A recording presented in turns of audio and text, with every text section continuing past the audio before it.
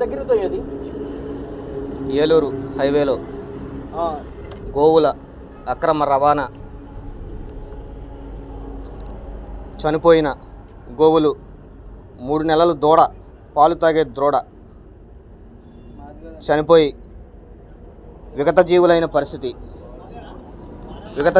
పరిస్థితి.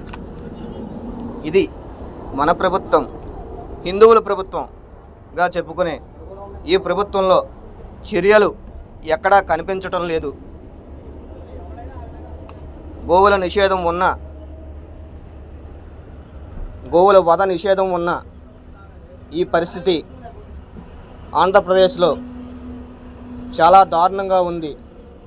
రోజు పదుల సంఖ్యలో లారీలు తరలి వెళ్తున్నా పట్టించుకునే అధికారులు కరువయ్యారు. ఇది మన ప్రభుత్వం, ఆంధ్రప్రదేశ్ ప్రభుత్వం. చూడండి హిందువులారా, కళ్ళు తెరుచుకోండి ఇప్పటికైనా.